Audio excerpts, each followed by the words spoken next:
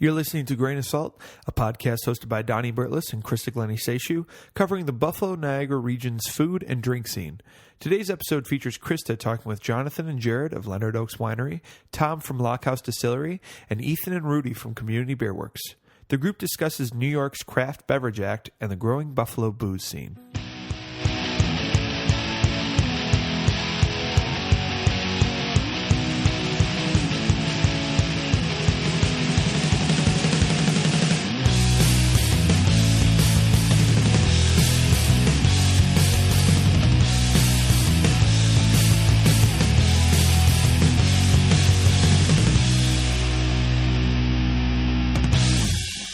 Hello, everyone. This is Christa Glennie-Seishu, and we are here on the Grain of Salt podcast. Today, we are talking about the current booze boom, as I'm calling it, that we're experiencing here in New York State, and specifically in the city of Buffalo, though all of Western New York is experiencing a growth in craft beverage making.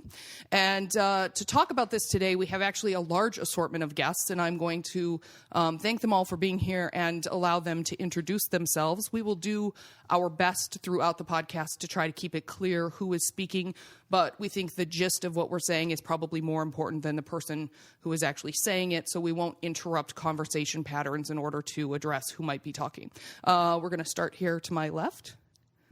My name is Jonathan Oakes. I am the grape grower at Leonard Farms, the winemaker at Leonard Oaks Estate Winery, winemaker at Schultz Vineyards Winery, and I also have my own consulting business. I'll pass it here to Tom.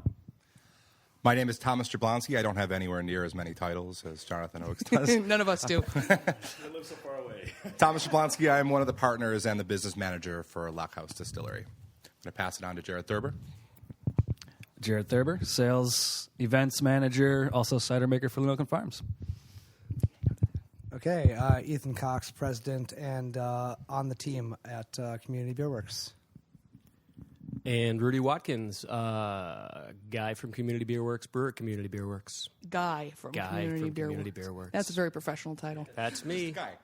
Gentlemen, I really appreciate you all being here. It is going to be challenging for us to work with the mic passing, and it will interrupt some casual conversation, but I'd like us to try to all remember that people probably can't hear us if we aren't holding a mic.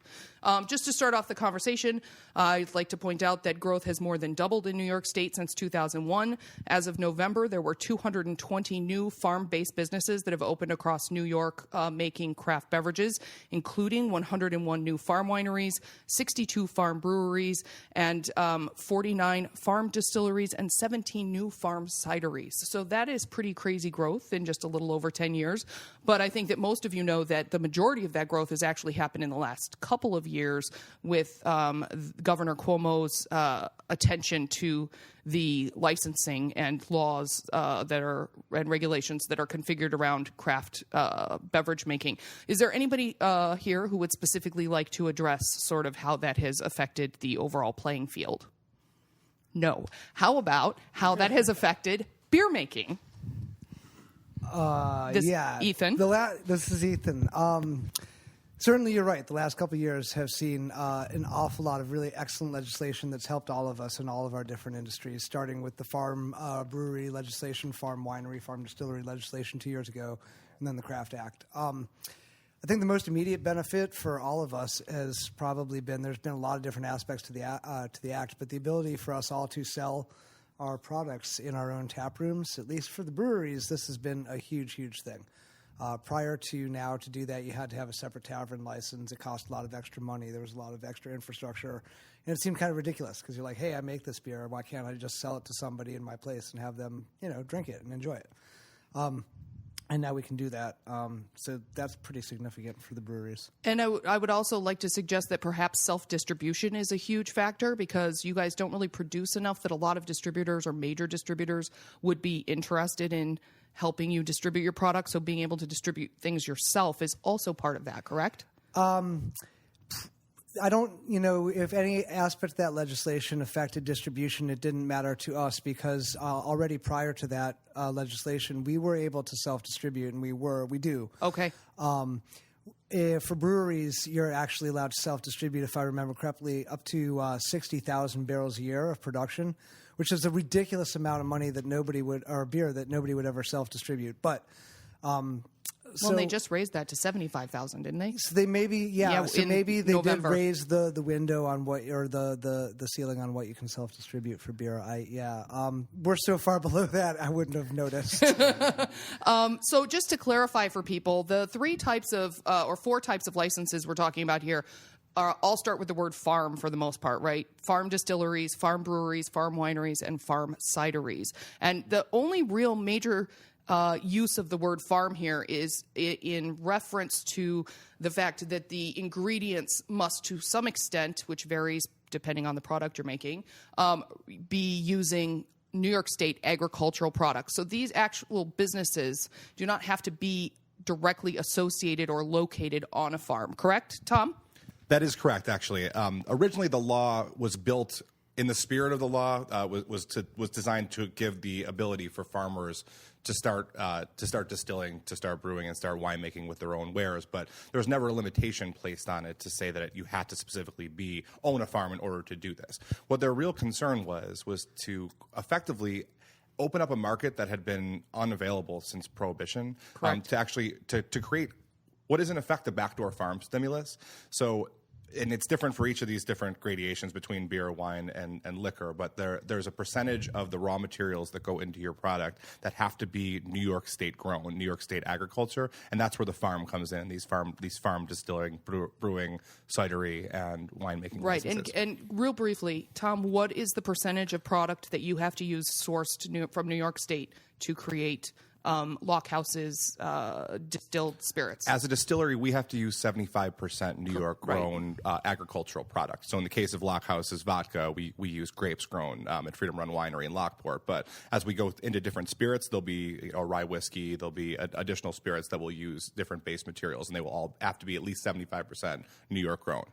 Ours at this point is 100% because that's just the way that we're making it. Why bother otherwise? That wasn't really challenging for us, but that does create some limitations in things like it'd be very difficult. It is very difficult, and there is going to be a distillery that's going to do it, but to make something like a rum because there's no sugarcane grown in New York, right? So it does change the equation a little bit. So that farm distillery license, while having a lot of benefits, also creates some limitations as to what you can do. Because if you can't get New York State product as raw material that leads up to at least 75%, then you really can't make that type of spirit. Okay. And Jonathan, if I may ask you a couple questions, because we've talked about this before. First, let's talk about the fact that the farm winery license is actually different than all the other licenses in that it is supposed to be attached to a place that actually grows something. Now, the license says, the regulations say that it can be livestock, it can be even alfalfa and cows. They just have to be attached. The wineries have to be attached to some kind of farming. Yes. Can you talk with me a little bit about that? That was the original intention. There was a stipulation of about 2.5 acres when things were first set in order of planted grapes on your property that you needed to maintain. And did those grapes have to be turned into wine, or could they be Concords? They didn't say. They just had to be on the farm. Got it. And so now I think that's changed quite a bit. There's been a lot of push for city wineries. So I've even heard of people putting grapevines in single planters and having them out their fire escape window. Like in a terracotta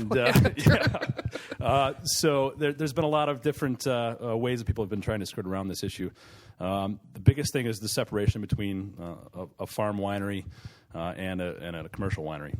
Commercial wineries can buy from anywhere. Farm winery, you still have to buy 100% of your fruit from in-state.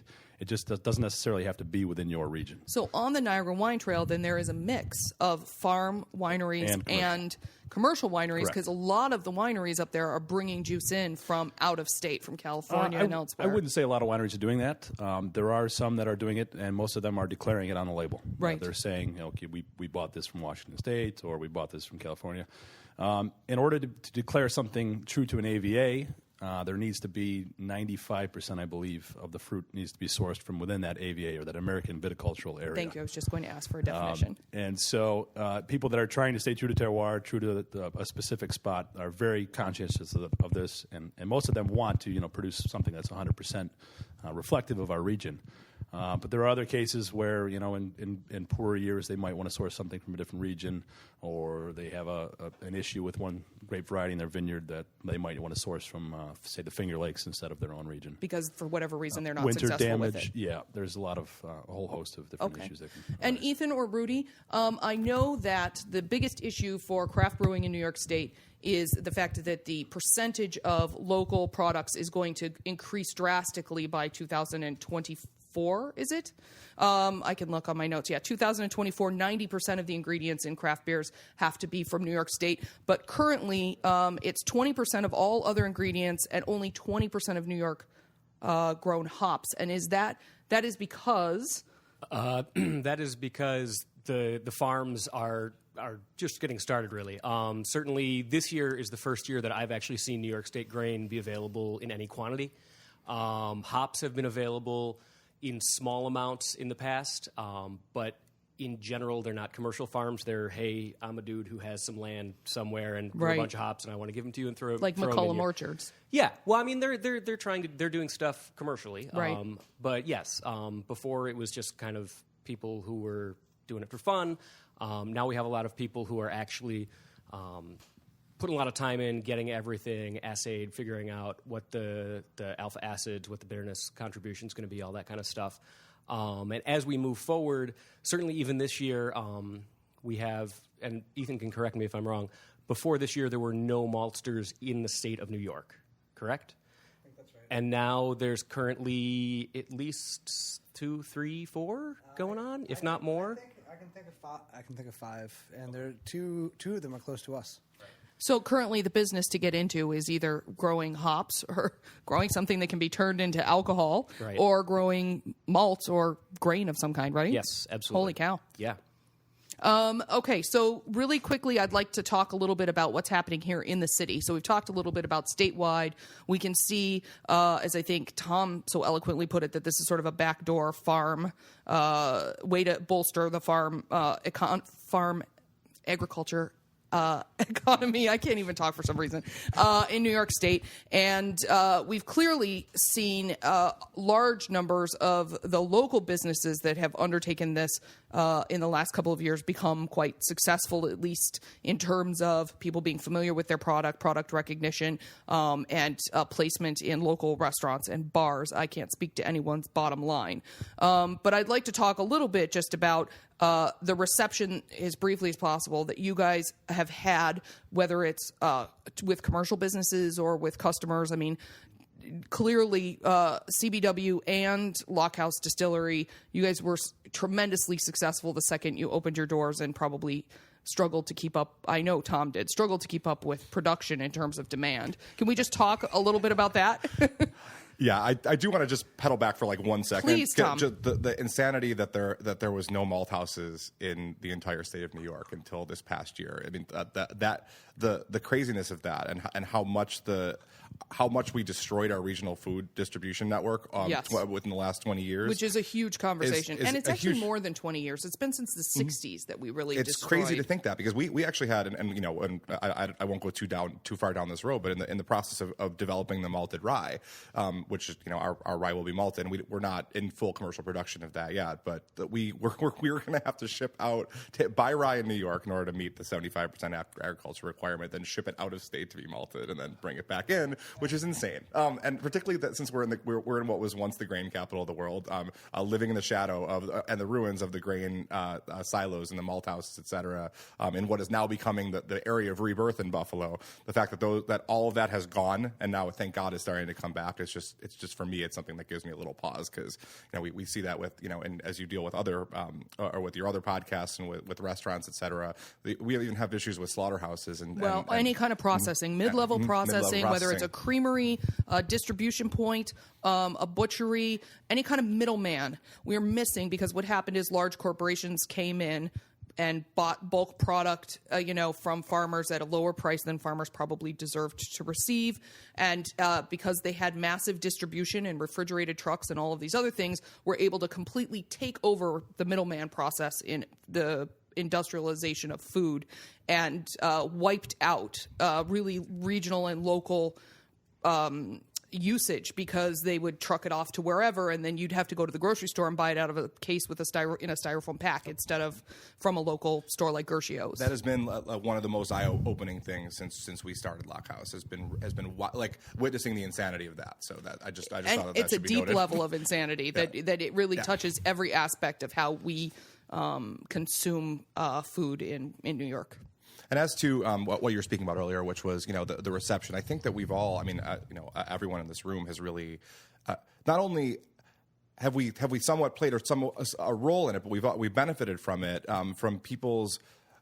And really, it sort of echoes off what we were just talking about. It's people's eyes are starting to be open to what we as a country have allowed to happen over the last 50 years, and turning back towards ourselves and saying, let's stimulate our local economy, let's patronize people who we can actually talk to and be, we can know our farmers, we can know the people who make our booze, we can know the people who are making our cocktails, we can know the people who are making our beer. It can be driven and directed towards us in a way that it wouldn't be on a national market, and in the process of doing so. We help the local economy. We get things that we want. We help farmers. We do all of these things that would just have been unheard of 20 years ago, when things got massively commercialized. So as far as Lockhouse's reception, that's all that I can speak to. The minute we opened our doors, we thought we opened the doors with 1,000 bottles. We thought we were going to sell 200. We sold 1,000 in an hour, and yes, I remember. And it had taken as just the partners working. It had taken us 4 months to make those 1,000 bottles, and then they were gone. And we're like, oh no! like how are we ever going to recover from this?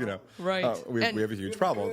And Ethan, can you tell me, or Rudy, either of you, tell me a little bit because I was pretty close to what was happening with Tom, just because I know Tom quite well and we see each other socially, and I was also trying to do stories around Lockhouse and could not do it clearly if the product was not in stock. We don't want to write a big story. So Ethan, I was not as in touch with how busy you guys were, although every party I went to for 3 months had CBW beer out. Like it was just the thing. Yes. So tell me about it. Well, that's because Rudy's insane and brews like a madman constantly. Woohoo for Rudy! Without that, we wouldn't have anything. But yeah, I remember talking to somebody else, sort of peripheral to the industry but knowledgeable, Mr. Dave Rivers at Kegworks, before we opened, Sure. and he was. We were talking about what we were doing, and he looked at me and he took out his calculator and he looked at me and he's like, "You're really not going to have enough beer." And I was like, "Oh, yeah, I know." Man, dude, seriously, so right and wrong. Right? Yeah. So, yes, the reception was huge. I think people had been waiting quite some time for the next person to open a brewery. I think Flying Bison had made really important inroads. And Absolutely. without them, I don't think that we could have done what we did. But nobody followed up on that. Strangely enough, they got away with being the got only. away with. I don't know if you can say they got away with it exactly. I think it was hard to be the only show in town for a long really time. Hard. I think if you asked him, he would tell you that he really would have liked somebody else. I'm sure he to felt open a quite brewery, even. 2 years, 3 years in. Yeah. After he got himself nicely established. Of course, that's what we all wish for. But at some point, so even the existing brewery was happy that another brewery was opening. That's how much demand there was. For Right. it. Jerod, and I'm gonna ask Tom to pass the mic to you because I know that you are assist with the cider processing at the farm, and I'd like to at Steampunk. Obviously, like for example, you guys are on taps all over the city. You're tremendously successful with the Steampunk Festival and the Steampunk cider. I mean, it's everywhere. Again, at every party I go to, there's a bottle of Steampunk cider or 10. And so I know that when you guys actually sold out of cider before you had finished harvesting and processing apples this fall, there was a bit of a flip out by purveyors of your product. So can you just talk with me a little bit about that? First off, I love when we sell out. It's just the way it goes. But at the same time, you're at an impasse because you want to make sure that these guys never run out, that you're always feeding the system. And it's so well appreciated and loved in Buffalo, New York because of the love of things new and the love of Community Beer Works and all these guys that push us forward, including you, Christa. I mean, you've been a large facet in that also. But I think from being a part of Steampunk Cider, from the production end, we're a very vertically integrated company that goes from the field to the press and then Jonathan takes over with the voodoo and the magic of making steampunk. That's how it goes. I mean, there's Jonathan's chants, making there's all faces sorts like of he's stuff. being mocked. There's chants and full moonlight, bullhorns with all that stuff. You know what it is. But yeah, from a production end, I mean, we're a family that has integrated most everything from the front to the finish, and that's allowed us to Control to product. control everything, Right. Whether it's good or bad, that we stay in control. But again, it's very nice to have that control too, because we don't have to give that up to anybody else. We don't have to give up distribution to anybody else. We can take it to the places we want because we know that for the most part we're going to sell out. Right. So like you said, it's going to happen. It's becoming a seasonal product, unfortunately, because there's just not enough growers of a lot of these apples that create steampunk cider. Right, because you guys use a lot of crazy, like old school English heirloom apples that are not readily available. You're not Correct. crushing Red Delicious, thank No, God. we're not crushing Red Delicious. There is some contemporary dessert apples blended back to that, but the percentage is much lower than the percentage of Old English apples. We're working on that. We've got a huge orchard dedicated to some of these varieties that most of the food industry have been out there to try these out and stuff. You mean Rambo, local chefs and stuff have all come these out to guys do- that are really interested in kind of old world culture and food Right. and bringing some of that back. And we're on the same plane. We want to do that. We want to bring back the old school ciders. And, steampunk's pretty much very approachable for everybody. But we're working on stuff right now that's going to blow the face I off know. some people, which I won't go into. I'll let Jonathan go into Kind any of that excited stuff. about that. Yeah.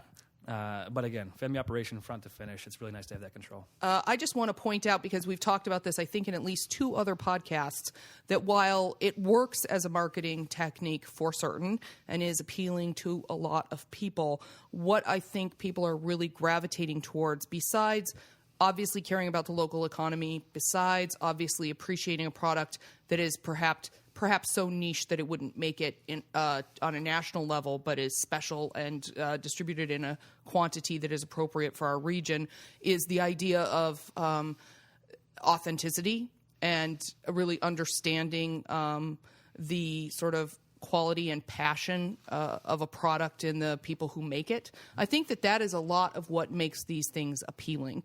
And while I sort of worship at the altar of that, that's sort of like the ethos behind 99% of what I do. There is a downside that we're going to talk about here briefly, and that downside is what happens when people understand that a marketing ploy such as, which could be called a ploy such as authenticity or quote-unquote local, can be used to sort of hawk or sell a product that is perhaps not superior. And I think that sometimes the makers of such products don't know that their product isn't superior. I don't think they're all doing it intentionally.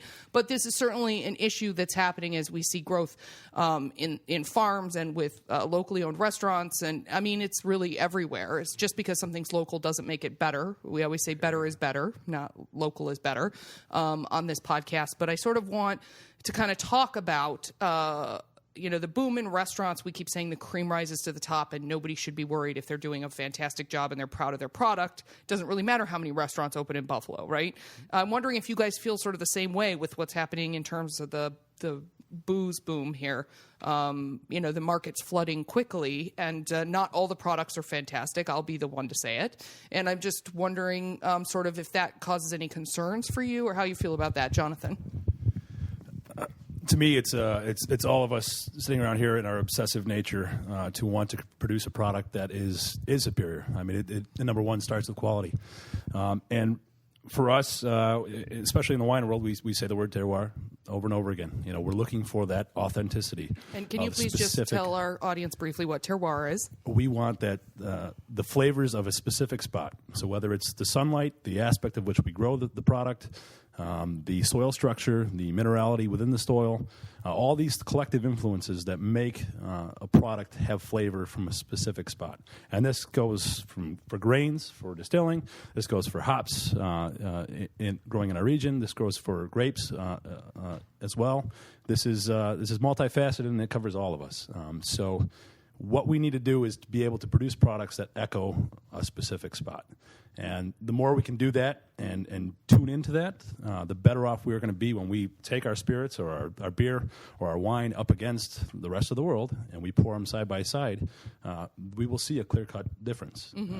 But it will be due to our obsessive nature to try to make sure that the product is exactly reflective of all those things. And would you agree that terroir would be masked by the use of, let's say, artificial flavorings or things like that? Oh, do you think so? The Certainly. closer we get to sort of organic, original, authentic ingredients with that, like technique-based making of product rather than infusing things with false flavors. I don't know how to say what I'm saying. Maybe one of you does. As far as farming goes, and being a farmer, that's the be all end all to me. Is that if we are not growing all of these ingredients that are going to go into our products, we are not going to be any different.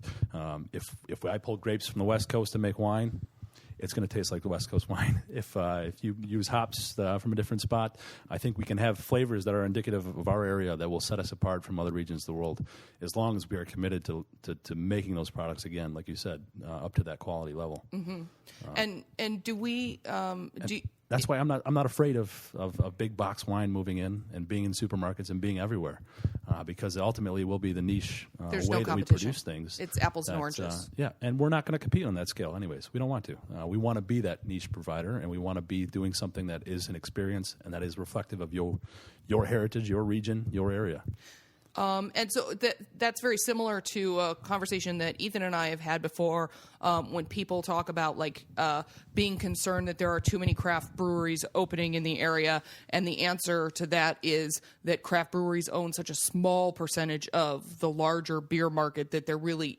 You're fighting the big guys. You're not fighting each other sort of scenario. Can we talk about that a little bit? Because that's the same thing as Jonathan talking about how he's not in competition with factory wine because he's making wine that lives and breathes. Right. You're not in competition with factory beer because you're making beer that also lives and breathes, correct? I think that's true. I mean, what's happened is that we've had 30 years of craft beer revolution behind us. We've got a generation now of beer enthusiasts who don't even know what it was like to walk into a store and see a wall of red, white, and blue, and that's it, in various iterations. So I know people who've never even bought... I know it sounds weird. Never even bought They've never even bought a case of blue, and I'm like, really? I mean, that is actually a worthwhile experience to have. You should do that at least once. You can get a hat, for example. Free in the case pack. For free, among other things. But so what happened over the last few years certainly is just that those guys have they've understood that craft beer is where it's at and it's stealing market share from them, and so they have found ways to try to get that market share back. They have fake craft beers. Well, they have Shock Top and things like that, but then they've also bought the craft breweries that were in the market to be bought because they were businesses after all, and they were ready to be done. And that's what's happening in organics too. Sold. All those little organic companies have been being bought up by craft, we etc. castigate them as consumers, but as a businessman, I'm like, oh, dude, they had the right number for you. I hear you, dude. You're out. High five. Well done. Well, I mean, seriously, those guys at Goose Island, they worked hard. They got what they wanted out of it. They're done. Good for them. Whatever. There's plenty of other beers to buy. I guess the question before us is what will happen as there are more and more craft breweries, and we do start to actually have to start eviscerating one another, because I think there is a ceiling on what the craft market share can be. I don't know if it's 20%. That's what the Brewers Association wants to see by 2020. I don't know if that's the ceiling or not, but at some point, we do start to eat one another. Mm-hmm. I don't know when. Not yet. But don't you think that happens through attrition rather than through some sort of insane competition? I mean, really, to some extent. At some point, you would think, for example, the more wines you have, or the more types of gin you taste, or the more types of beer you taste, your palate hopefully improves, and so therefore what you're interested in narrows, and then that's the cream rising to the top again, right? Yeah, and maybe there's a point that's just sustainable. Right? Craft ends up with its 20% market share, and everybody's happy. Budweiser's still like, okay, well, we used to have 95, but hey, man, we bought 15% of what we lost back by buying these craft breweries, so we're cool, it's good, and we'll all make the best beer that we can make, and people will buy the beer that they want to buy, whatever that may be. A lot of people aren't really necessarily interested in the best beer that can be made. Right. A lot of people aren't really interested in the best anything that can be made because Correct. That's how Fridays is still open. No. Sorry, that's actually a reference to something else. I callback apologize to our listeners.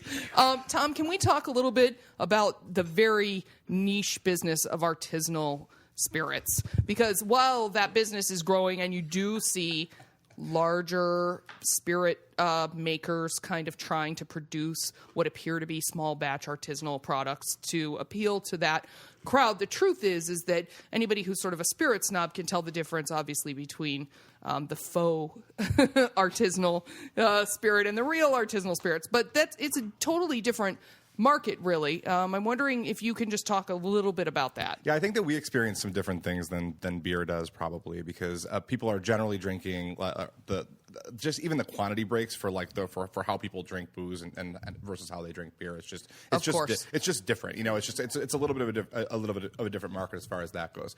There's been some consolidation in the craft spirit space. There's the probably the most prevalent example, the two most prevalent examples, the ones that people will cite all the time, are Hudson Valley at Tuttletown. They sold off their whiskey lines, their Hudson whiskey lines, to I always say it's Glenfiddich, but it might be Glenlivet, but I think it's Glenfiddich. And that was rumored to be a fairly significant sale, $2 million, if not more. And they're still running it as somewhat of a wholly owned subsidiary at this point. They still do the distillation there. They still have their vodka and other spirit lines still running out of the we have yet to see a dip in product quality from them that I'm aware of.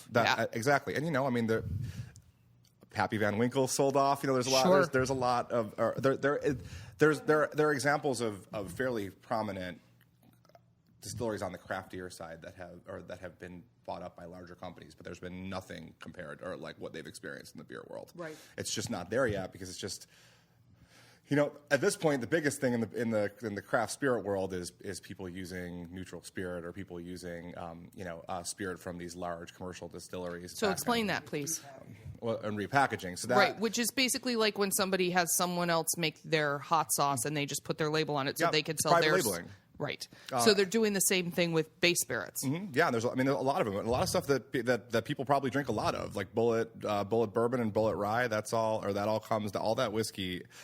Many of the mid-level commercial whiskeys that people are drinking that are out there, particularly given the fact that we're hurtling towards a whiskey shortage at this moment, are produced in large batches from these large reseller, these large private labeling distilleries, and either then barreled on site at the end distillery or the one that's labeling it, so they can say that they had some skin in the game, or in the case of some, not at all, and just getting put into bottles. You'll what was that? Templeton, for sure. You'll notice that distilleries that opened 2 years ago have a 20-year-old whiskey. Right, that's how. Now that is not the level that we're playing on at Lockhouse. Obviously, these are people who are. It is craft, quote unquote, at that point, but these are still pretty large commercial distilleries that are doing this. For us, first of all, I think it's really cool to begin with, to circle back a little bit to what we were talking about, how there's going to be a lot more during the boom. There's going to be a lot more craft breweries and a lot more craft wineries, and certainly a lot more craft distilleries that are already in the pipeline. How cool is it to begin with that that's even happening? We're even concerned. We're even concerned about that. We're concerned. There's awesome. Too many great restaurants and too many craft beverage makers and maybe in not Buffalo. all of them are going to be perfect for sure, but I think if the heart's there and the ethos are there, and they're not always going to be, but I think for the most part, people are they're trying hard. Most people are coming into this from a place of really wanting to do their own thing and really wanting to do well. I don't think anyone, at least that I can't speak to the national or regional brands, but I can say the ones that are coming into this in Buffalo, the ones who are starting up, they all have, they're earnest. They're earnest. They want to do this. Not everyone's going to succeed, and not everyone is, and maybe some of them are going to succeed beyond us and beyond their wildest dreams, and it really doesn't matter because that's just the way business is to begin with. I would hope that all of them come to it with, some of the same thought process we did, which was to try and make this, as local as possible and as for Buffalo as possible, and then you use that to translate to regional and national, which we hope to, probably not with the vodka, but with the whiskey. for sure Right. with the rye. Vodka is, it's a pretty commoditized market. It would be hard to make any kind of real large Foray. national impact, but that would not be as hard to do so for whiskey as long as it's a delicious whiskey. And I hope that everybody approaches it with those ethos. Make the best possible product because we enjoy it just as consumers in general. I mean, we're all whiskey drinkers. We're all spirits drinkers, and I hope they all are too. Hell yeah! And I hope they come. I hope they come to it with that spirit, and they're not all going to be perfect. But a lot of them probably are. Like a lot of them are probably going to be great. And as far as competition goes, Ethan's right. There's going to be a certain cap where if there was one in every corner, there'd certainly be some right, like cannibalization frozen of yogurt business. stands. Right. Sorry. I have a thing. Frozen yogurt in general. Actually, it's not even the. Don't even get me started. I should have never said it. Would you like to revisit December of oh my God. December of 2013? Yeah. The incident. Right, exactly. So I just want to address really briefly as a way of to assist consumers, and maybe Jonathan, you could speak to this a little bit. My biggest concern is that as the craft industry grows, that it struggles with a lot of things that the food industry has already been dealing with over the last 20 years, which is that the USDA is maybe not so good at the labeling game, and that there's a lot of easily misinterpreted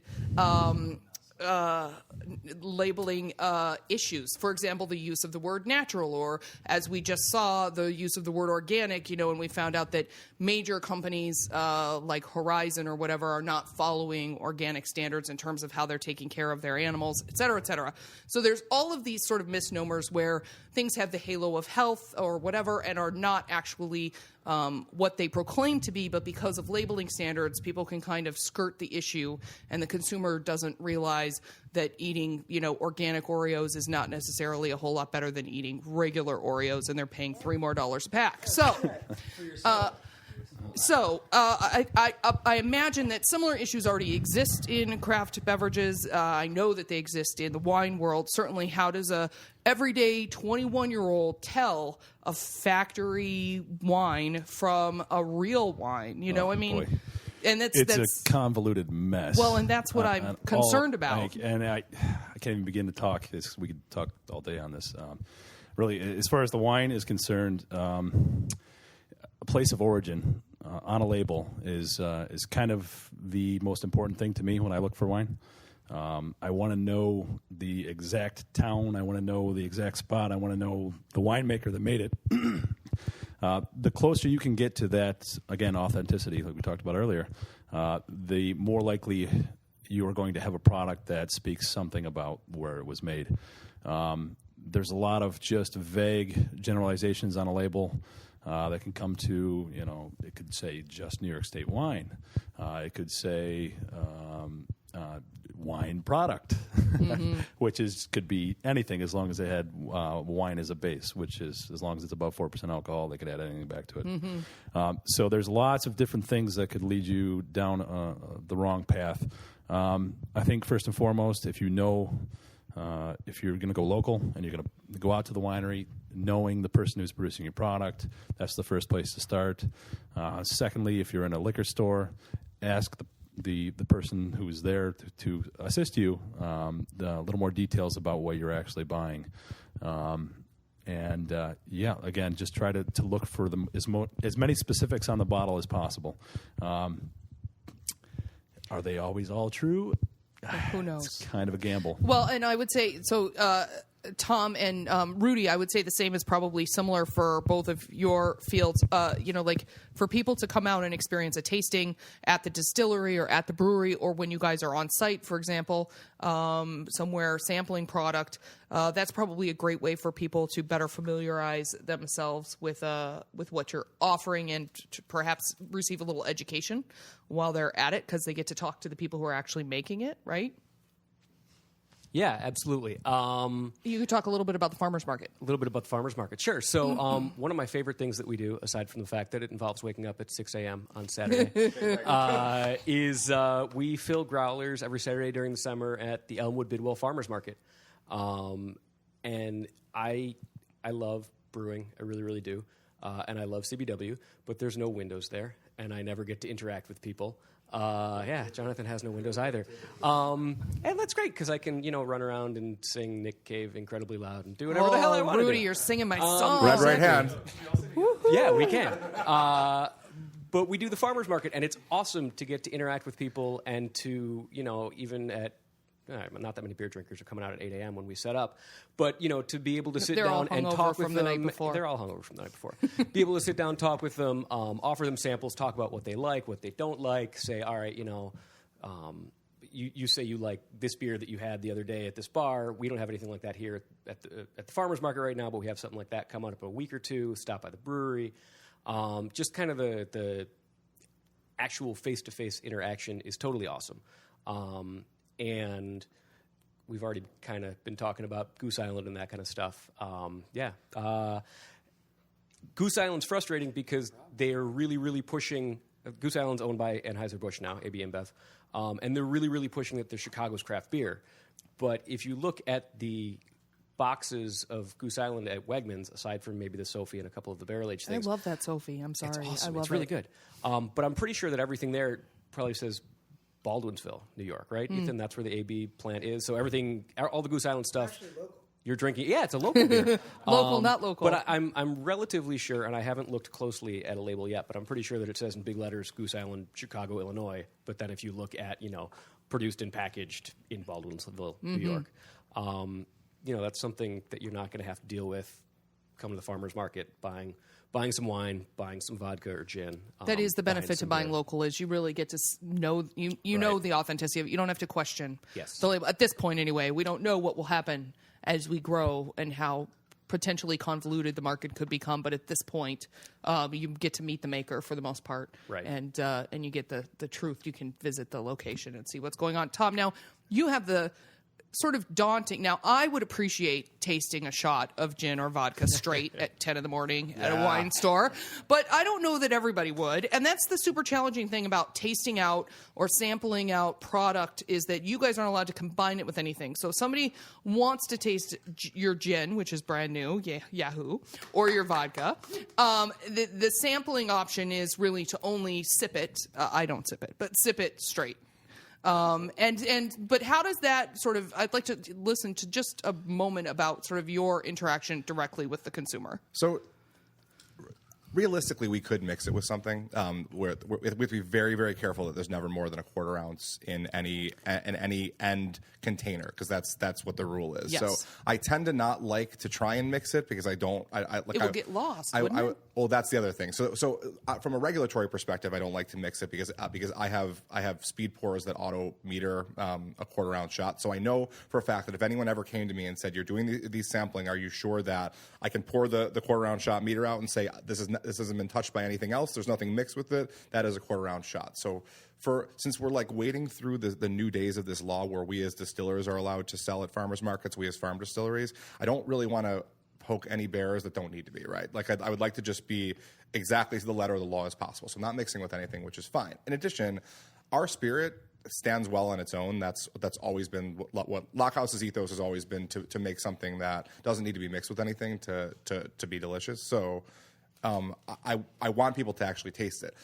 Selling that at 10 in the morning, would you like a shot of gin? And they Yes. say, I mean, I'm just kidding, Tom. the answer for me is yes. But I think it does. I think on the spirit side, it's a little difficult for them to do that, because I mean, I think people are used to breakfast wine and to mimosas and things like that. So having stuff before noon or drinking, I think, wine before noon, or even to some extent some beer before noon, I think they're more comfortable with than being handed a shot of vodka. I think, Tom, I might need new friends because I don't know anybody that wouldn't be happy to do a shot of vodka at 10 a.m. I agree, but I'm trying to sell I'm just all teasing. of my friends would be totally cool with it. But it is, and it's difficult even doing samples in even not at 10 a.m. Even if we're doing it at 4 p.m. at a liquor store. Like people, they go past the wine. Everyone wants to sample wine, and they go past. Or people can sample beer elsewhere, and they come to us and they're like, "I would never in my life drink vodka straight. Why are you asking me to do it now as some way to show that I'm going to like it better than anything else? I won't like it anyway." So it is an interesting thing. People have been very receptive to it, and I can surprisingly so. And I can say I think you'll be pleasantly surprised, and very often they are, because it is a product that goes down pretty smooth, as is the gin. But getting them to decide or convincing them to get that far is a little more difficult, I think, than probably it is on the wine and beer side. So here's the thing. I think that we could probably talk for 4 hours, and I would hope that somebody would want to listen to that besides us. But we're trying to keep the podcast under 50 minutes. So what I want to do is quickly go around. I have 2 questions that I'd like each of you to address. So the first thing would be, what, if anything, could New York State or the city of Buffalo, or, for example, you guys out in Orleans County or Erie County, do, if anything, to change regulation or somehow, in some way? Like, for example, the governor just determined that he was going to spend millions and millions of dollars on marketing assistance for craft beverage makers. What are other things that could be done that would help each of you in your industries deal with the frustrations or struggles that you might currently be experiencing? Jonathan? To us at Leonard Oaks, subsidize some farmers, get them to plant some Ethan gives a big thumbs up. good, high-quality wine grapes.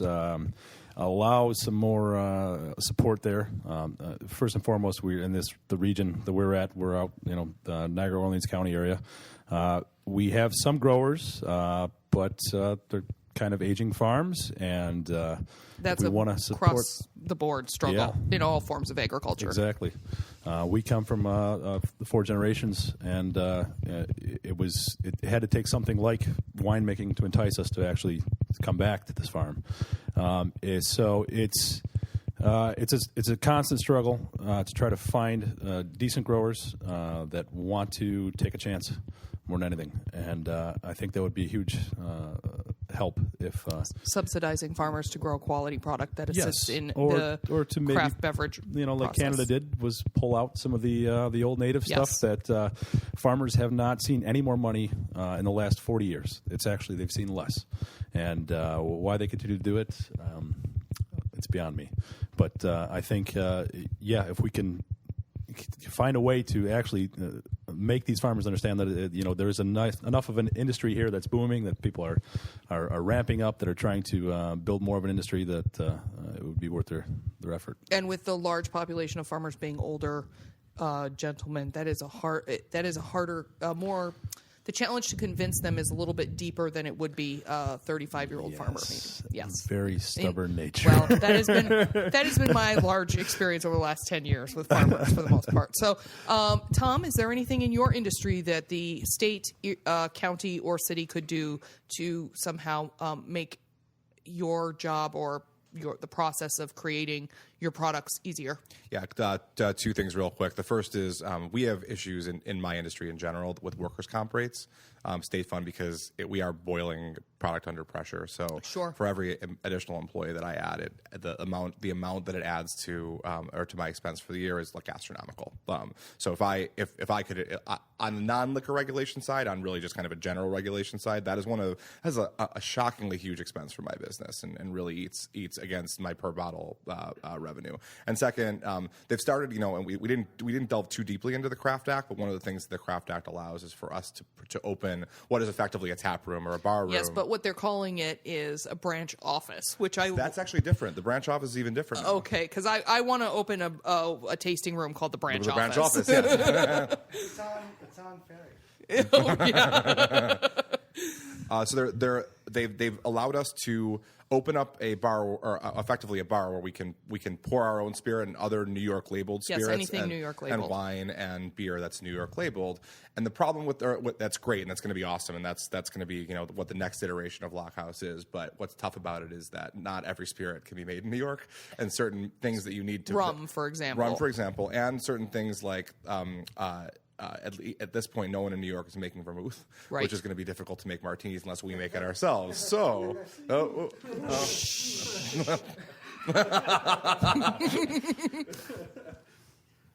So anyway, he just got excited about martinis. absolutely. But there are things that aren't being manufactured here that are important preps for drinks that will make it difficult for us to have what would effectively be a full bar with only New York State products. Right. So, you don't have to have New York State fruit, for example, but anything that has alcohol in it. Any of the alcohol, but the stuff that's not being manufactured here, having an exception for that, yes, temporarily until it is would be. I would imagine that's probably somebody's already talking about I would that. think That's so, yes. pretty But those obvious. are the two things that I would think that we would like. Can I pass to Ethan? Is that okay? Ethan, anything that can be done to make life in your industry easier? There's always something. Well, of course there is. I'm on the same page with Jonathan in terms of the input. I mean, we didn't really talk about it, but as brewers, our terroir is a little bit different because our stuff is actually already terroirized, I guess. Now that's the name of the next beer. When we get terroirized. When we get it, right? So I mean, the malt's been malted, the hops have been dried and pelletized. You know, we're not taking raw ingredients. The way Jonathan Strictly is, speaking, right? yeah, Or it's even true. Tom. But those guys, the growing of hops because of that, the malting of barley because of that, requires a lot more infrastructure. It's not just teaching these guys how to grow There's the barley, a grow the middleman hops. product. It's also teaching them how to harvest at the right time to get it exactly perfect so that when you process it in hops that's drying and pelletizing in terms of malting, it's malting. But, you know, it's not just the way you grow it. It's also the process that you do afterwards, and they need a lot of learning on that side too. And it's tough because we talk about how local isn't good, and that's true. But the local that's trying real hard, if we don't give them a chance, they won't ever get good. Right. So, you know, it's also true that you can say like, hey, man, these guys make way better malt, and it's cheaper and whatever else. It's all true, man. Except, you know, if you don't buy dude's malt, dude won't be there in a couple of years to sell you malt ever. Yes, and that's actually so a policy you do got that to help them come along. we sort of find it's why a lot of the restaurants buy from farms even in the middle of the winter when they don't have a lot of product, is because they want to be able to come back to that guy when he's got the best tomatoes in the world in August, right? So yeah. we all have to sort of slog it out with everybody. We're in it together, and I find that, you know, as we talk to these producers that want to give us hops and malt, they're absolutely eager for our feedback, and they really want us to tell them that wasn't very good. Right. I mean, they don't really want to hear that, but you know, No. if it's true, they're happy to have heard it, and they come to us to hear it. They know that we'll tell especially if them. they want to be better, which is Yeah. something that we're talking about, sort of carrying around as a group here. That's what we're all about. So to wind up our podcast, I asked each of you to think about a time this year, or in the maybe 2 years, when you have sampled your product at the hands of someone else, whether it is in a mixed drink at a bar or paired with food in a private home or a restaurant. And if you could briefly share with us what that experience was, please try to be brief. Rudy? Because Rudy doesn't No way. remember. I don't remember the email. Yeah. Oh my gosh. Ethan? Well, Rudy was drinking at work again today, Jonathan just pointed out. it happens daily. That's the dirty secret. Yeah, well, of course it is. It's funny that you guys are here because I was musing on this. I was trying to think of stuff. There were definitely other alternatives, but one of the ones that I remember being really awesome was at your place, Jonathan and Jerod, for the wine versus beer pairing. And that is at Friday Night event. Flights. It was a Friday Night Flights, Which right, is a at monthly Leonard Oaks. It's a fun monthly event. thing, kind of a summer-oriented thing. I guess you guys aren't doing it right now. But in any event, we did. You guys mostly have done, you know, wine or beer or whatever. But this was a wine versus beer kind of thing. And so, who was the caterer for that? Do you recall? Let's see. They were somebody really, really good. Is it Mike Zambito from Zambito? Yeah, Zen Bistro. Casual. which is in Medina. Tis, yes. Yeah, that was the first time And he I'd also ever had owns their Americana stuff. in Lockport. And he dished up a macaroni and cheese, and you know that's comfort food. So right, but oh my god, it was so freaking good. It was better with our beer than your wine. And, and which beer? I will agree. Which we're trying to get to the point here. Which beer that was was it? with the IPA, and the macaroni and cheese was sort of a cheddary, you know, sort of. I'm sure there was a little With Gruyere. pancetta? Yes, there was pancetta in it. Oh god, the two they were made for each other. Jerod? I think overall, I'm going to be very general here, in that the black sheep and steampunk cider just go along very well together. Period. Well, pork and cider are good friends. Pork and cider, and I'm being very general and very easy. Well, but Steve, it's 100% Steve true. takes down a 200-pound pig every other week. So there is Steve pork is a 200-pound skin, pig. pork love jowls, it. pork trotters, pork chops, pork everything. So yes, they are good It's a very friends for the natural most fit, part. and it goes so well, and it goes on every level, from farmer to Steve taking down a 200-pound pig every other week, which is amazing. That's what she said. Tom? Out of you, that's amazing. Not one of the dudes here said that's what she No, said. you No, don't it's know right out me of very Chris's well, mouth. Tom. Tom does not know me very well. Anyway. I'm just saying, I'm surprised that you got it out before anyone else. I think my favorite Lockhouse drink that has been made with the vodka this year was the Lockhouse Mule that they were doing at Buffalo Proper for a while. It's Very the nice. Strawberry Mule, which I love. But I also think that as far as a food pairing goes, right here, the podcast is being recorded above the hydraulic hearth. Yes. And they're one of the pizzas downstairs. So there's Which one? The vodka sauce. There's yes. that's Lockhouse vodka. So Oh, I think nice. I didn't know that. Yeah, so I think that's kind of my that's a little point of pride for me. That's I kinda really fun. like that a lot. So that's maybe my favorite culinary thing that happened with Lockhouse Very this year. nice. Jonathan? Anywhere I can go and I can see steampunk on tap, it makes me excitingly happy just to be able to see something on tap. But yeah, my number one would probably be a cocktail made of Carmelo's. He's done it a couple times now, called the Punk Rocker. I have had that. It's Seeing delicious. as how I might be, from that vein of some points. Ginger liqueur, steampunk cider, just fantastic. Knocks out of the park. Carmelo's in Lewiston. Well, and the Riesling that you custom made for the single origin Riesling that you custom made for Lombardo's Yes. was phenomenal. I mean, Yes. with many items they had on the menu I there. cannot deny that. Yes. And that'll be back again. I mean, he sold out all of it we in saved like 5 a couple minutes. cases, maybe. supposed to say Oh, am I not? But there's there may be a vertical somewhere in the future. there's more Riesling on the horizon for Lombardo's, and it's very affordable. And Tommy's quite enchanted with it. So if he hasn't Chef Michael Barker can tried to knock it out of the convince park. you to drink it yet, you don't spend enough time at Lombardo's. Rudy, did you think of yours? I did, in fact. There's an absolutely wonderful festival No cross-talking, boys. at Brewery Omegang, which is just outside of Cooperstown, Oh, yeah. New York, It's called great. Belgium Comes Cooperstown. I've been going there 8 years and always had a wonderful, wonderful time, and we have had the pleasure of pouring beer there for the last 2 years. Sweet. And part of I the joy didn't of know this that. festival is that Omegang is located in a quote-unquote farmhouse, which now has a bunch of giant silos behind it. But they have a humongous field, so everybody goes to the beer festival, everyone sets up tents, you have a grand old time, you drink as much as you want to, and then you go back to your tent. People have campsites, and probably my favorite drinking CBW moment was just, I have no idea who 2/3 of the people were at our campsite, but we just had our beer flowing, hanging out. There was tables and tables of food, everyone just drinking beer, sharing beer, hanging out, having a grand old time. Very nice. The property at gorgeous, absolutely Omegang gorgeous. is awesome, which Tom is saying not into a microphone. I'm sorry, there wasn't I enough know, time. I know. All right, so thank you very much, everybody, for being here. I just want to say my favorite thing about this podcast is that I always somehow manage to get to sit down with people that I admire, adore, and in this case, love deeply. So all of you, thank you so much for being here.